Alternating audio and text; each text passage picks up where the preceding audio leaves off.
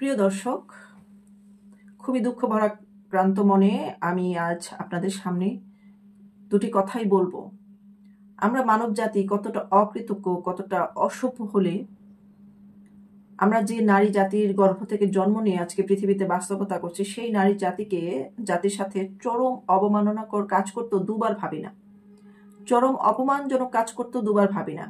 আমরা কতটা নিচে নেমে গেছি। পাকিস্তান হানাদার বাহিনীরা বাংলাদেশে যখন গণহত্যা চালাচ্ছিল এবং 30 লক্ষের উপরে হত্যাকাণ্ড করেছিল, তারা নিজেরাও স্বীকার করেছে 15-20 লাখ হত্যাকাণ্ড করেছে, যেটা হচ্ছে গড়ে হিসাব, এবং জাতীয় হিসাবে 30 লক্ষের উপরে ছিল।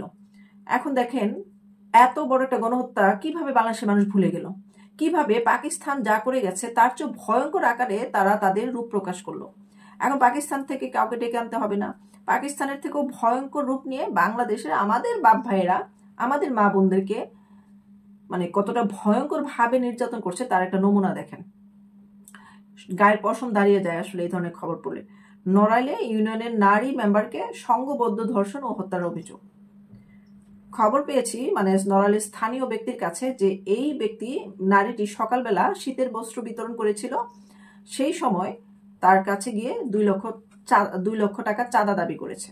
সেই চাঁদা টাকা না দিতে অস্বীকার করায় তাকে সবার সামনেই এরকম একটি ঘটনা ঘটায় এবং পরবর্তী সময় তাকে হত্যাকাণ্ড করে। এবং দেখি আমরা খবরে কি বলা আছে। সদর থানা নড়াইল কি করেছে, নড়াইলে এক ইউপি সদস্য, তার বয়স 46+, তাকে সংঘবদ্ধ ধর্ষণ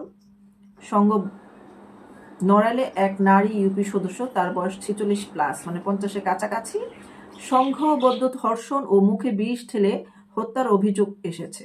নিহতের ছেলে দাবি করেছে যে ধর্ষণের ভিডিও ধারণ করার পরে তার কাছ থেকে 2 লাখ টাকা চাঁদাও দাবি করা হয়েছিল। একই সঙ্গে দিয়েছিল হুমকি ধামকিও।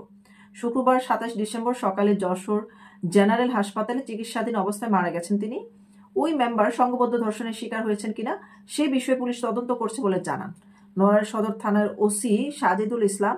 তিনি বলেন, আজ দুপুরে ঘটনাটি শুনে এখন সন্ধ্যা 6:30 ফোর্স নিয়ে ঘটনাস্থলে অবস্থান করছি। বিষয়টি এখনো ক্লিয়ার নয়। মানে ঘটনা ঘটেছে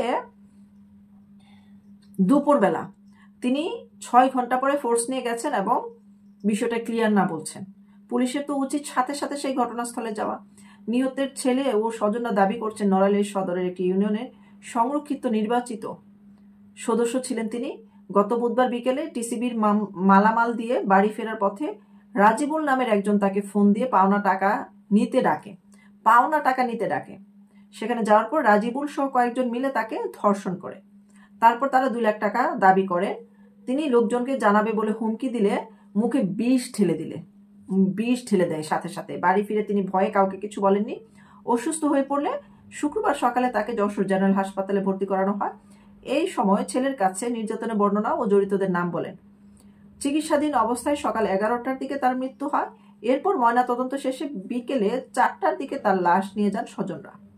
নড়াইল সদর থানা ওসি সাজিদুল ইসলাম বলেন, নিহতের ছেলের সঙ্গে আমরা কথা বলেছি। তার কাছে জানতে পেরেছি গতকাল সন্ধ্যায় তিনি একজনের বাসায় যান, সেখানে তাকে আটকে রাখা হয়েছিল। ঘটনার বিষয়ে তদন্ত চলছে। অভিযোগের সত্যতা পেলে আইনি ব্যবস্থা গ্রহণ করা হবে। অভিযোগের সত্যতা নাকি এখনো পায় নাই, রোগী কিন্তু মারা গেছে। মানে যিনি